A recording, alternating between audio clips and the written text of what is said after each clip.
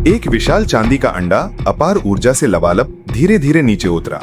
जैसे ही उसके शरीर से ऊर्जा फूटी, धरती पर मौजूद हर चीज धीरे धीरे राख में बदल गई। दूसरों की मदद के लिए चीख पुकार के बीच वो आदमी बस उन्हें मरते हुए देख सकता था। अंत में उसका अपना हाथ भी टूटने लगा। सौभाग्य से ये सब एक भ्रम था। इस विशाल अंडे में दुनिया को नष्ट करने की शक्ति थी। दशकों पहले इसे उस आदमी ने खुद छिपा रखा था, फिर भी उसे इसके बारे में कुछ भी पता नहीं था।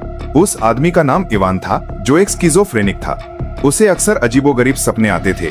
अजनबियों के समूहों को आपस में लड़ते हुए देखता था। ये उसकी किशोरावस्था में शुरू हुआ था। इवान का मानना था कि ये एक मानसिक बीमारी है, जिसके कारण उसे बार बार अपनी नौकरी गंवानी पड़ी। हालांकि इलाज का खर्च बहुत ज्यादा था।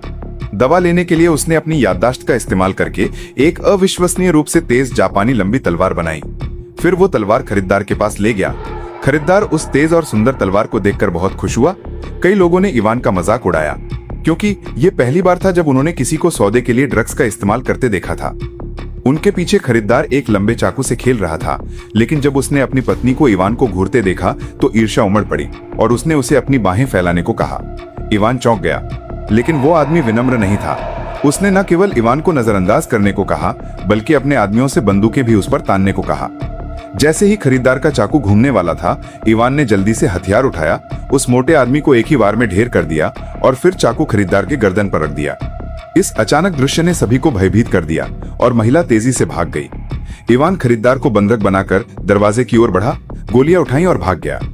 उसने पीछे से हो रहे हमलों को चकमा दिया, लेकिन कुछ कदम आगे बढ़ने से पहले ही पुलिस की गाड़ियों के एक समूह ने उसे रोक लिया। कुछ गड़बड़ देखकर वो दीवार पर चढ़ गया, लेकिन जैसे ही वो वहां पहुंचा, वही स्वप्न दृश्य फिर से प्रकट हो गया। उसने खुद को एक चट्टान पर पाया। चारों ओर सफेदी छाई हुई थी, विचारों का धुंधलापन। फिर बेहोश होकर उसने छलांग लगाई और एक कार पर जोर से गिरा। जब इवान को गिरफ्तार किया गया, तब एक प्रोफेसर अपने द्वारा बनाए गए एक हथियार पर शोध कर रहे थे। उन्होंने ये जानकारी नोरा नाम की एक महिला को दी। दोनों ने अनुमान लगाया कि शायद इवान ही वो व्यक्ति है जिसकी उन्हें तलाश थी, क्योंकि उन्हें एहसास हुआ कि कोई और जरूर उसे ढूंढ रहा था। उन्होंने तुरंत कार्रवाई करने का फैसला किया। इस बीच इवान पूछताछ कक्ष में हतप्रभ बैठा था। उसे यकीन था कि उसे हथियार बनाने के लिए ही जेल में डाल दिया गया है। तभी एक दाढ़ी वाला आदमी अंदर आया। उसके सामने एक लंबा चाकू रखा और ऐसे बोला जैसे वो इवान को अच्छी तरह जानता हो। फिर उसने अपनी जान पहचान के बारे में बताया। ये शब्द इतने भ्रामक थे कि इवान हतप्रभ रह गया। फिर दाढ़ी वाले आदमी ने इवान के अतीत के बारे में बताया और अपने बैग से कुछ अस्पष्ट चीजें निकाली और दावा किया कि वे इवान की हैं। इवान की हतप्रभता देखकर उसने एक हथियार निकाला, उसमें एक गोली भरी और उसे इवान की ओर तानते हुए पूछा कि क्या उसे ये चीजें याद हैं। लेकिन इवान ने उन्हें पहचानने से इनकार कर दिया। ये जानते हुए कि सामने वाला गोली चलाएगा, मौत के कगार पर खड़ा इवान आखिरी चीज को घूरता रहा। अचानक उसके दिमाग में एक अजीब सी याद कौंधी। होश में आते ही उसने तुरंत अपना हथियार निकाला और दाढ़ी वाले आदमी पर तान दिया। हालांकि बंदूक पूरी तरह से खाली थी। हालांकि इस हरकत से वो आदमी खुश हो गया। इससे पहले कि वो आगे बढ़ पाता, एक लग्जरी कार अचानक दीवार से टकरा गई। अंदर बैठी महिला ने दाढ़ी वाले आदमी पर हमला किया और इवान के साथ तुरंत भाग गई।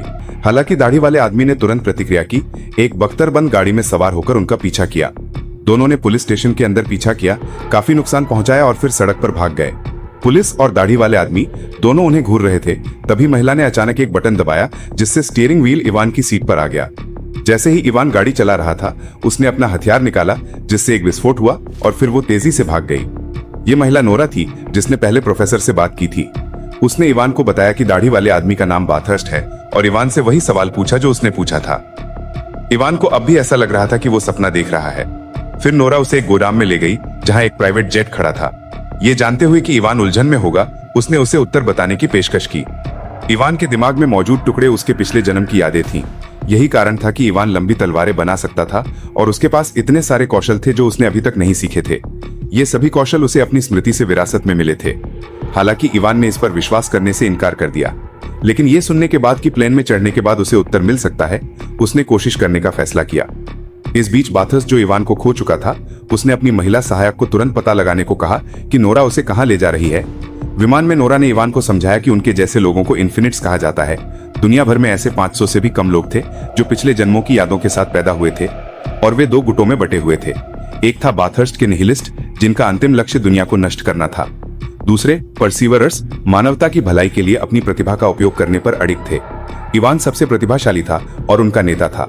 अविश्वसनीय होते हुए भी होल्डआउट्स बेस पर पहुंचने के बाद इवान अपने सामने के दृश्य को देखकर दंग रह गया। तलवारबाजी के अभ्यास के दौरान शिष्यों को उसे प्रणाम करते देख उसे एहसास हुआ कि वे सभी आशा कर रहे थे कि वो उस महान व्यक्ति का पुनर्जन्म हो। फिर उसकी स्मृति वापस लाने के लिए नोरा उसे एक लैब में ले गई, जहां उनकी मुलाकात उस समय की प्रभारी अधेड़ उम्र की महिला से हुई। प्रयोगशाला की केंद्रीय मेज के पीछे खड़े होकर इवान ने बाथर्स्ट का एक वर्चुअल प्रोजेक्शन देखा और महसूस किया कि वो उसके पिछले जन्म में उसका करीबी साथी था। हालांकि बाथर्स्ट उसकी इस क्षमता से तंग आकर एक अंडा बनाता है जिसे विनाश अंडा कहा जाता है। यह अंडा पूरी दुनिया को नष्ट कर सकता है। उसके पिछले जन्म में इवान ने इसे छिपा दिया था और बाथर्स्ट को दूसरा अंडा बनाने से रोक दिया था। अब इवान दुनिया में अकेला था जो अंडे का स्थान जानता था, इसलिए उसे बाथर्स्ट को इसे ढूंढने से रोकना था और दुनिया को बचाना था। इस बीच बाथर्स्ट ने प्रोफेसर को ढूंढ लिया था और नोरा और उसकी टीम के बेस का पता लगाने के लिए उसने उसे बेरहमी से प्रताड़ित किया और उससे उसका स्थान बताने की मांग की, लेकिन प्रोफेसर ने मना कर दिया। वो उसके सामने झुकने को तैयार नहीं था। उसकी आस्था उसे एक शब्द भी बोलने से रोक रही थी। प्रोफेसर की जिद देखकर उसने एक हथियार निकाला और उस पर तान दिया। इसी बीच नोरा और अन्य लोगों के साथ इवान एक विशाल मुर्दाघर पहुंचा और उसके पूर्व शरीर को देखा। उन्होंने उसे तकनीक से संरक्षित किया था और उसे बताया कि सभी अनंतों में उसकी क्षमताएं सबसे ज्यादा हैं। उसकी क्षमताएं सामान्य लोगों से भी बढ़कर हैं, इसलिए उसे उसकी पूर्व अवस्था में वापस लाने के लिए उन्हें उसके मन और शरीर दोनों का उपचार करना होगा। इसके बाद इवान ने शारीरिक प्रशिक्षण शुरू किया और तकनीक की मदद से अपनी पुरानी यादों को वापस लाने की कोशिश की। यह तरीका बेहद असरदार था। इवान के मस्तिष्क के मेमोरी केंद्र अत्यधिक उत्तेजित होकर सक्रिय हो गए। उसकी कमजोरी भी कम होने लगी और वो अपने पूर्व साथी यून जय को भी हराने में सक्षम हो गया। बाद में वो यून जय के शस्त्रागार में गया और वहां उसने मेमोरी एक्सट्रैक्टर नाम की एक बंदूक देखी। ये गोली अनंतों की स्मृतियां निकालती थी और उनकी आत्माओं को उसमें कैद कर लेती थी। बाथर्स ने इस हथियार का इस्तेमाल करके होल्डआउट्स गुट के 200 से ज्यादा सदस्यों को पहले ही बंदी बना लिया था। ये पहली बार था जब इवान को पता चला कि दोनों पक्षों के बीच युद्ध कितना भीषण था।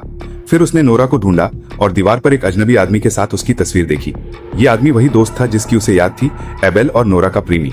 उसके पिछले जन्म में बाथर्स्ट की साजिश को रोकने की कोशिश में वे दोनों मारे गए थे, लेकिन एबेल वापस नहीं आएगा क्योंकि बाथर्स्ट ने उसकी याददाश्त और आत्मा को कैद कर लिया था। इससे इवान को एहसास हुआ कि उसे कुछ करना होगा। जब तक उसने फिर से वैज्ञानिक उपचार शुरू नहीं किया था, तब तक उसके पिछले जन्म की यादें और भी स्पष्ट होती गईं। हालांकि इस उत्तेजना के कारण वो एक्सीडेंट का ही शिकार होने वाला था।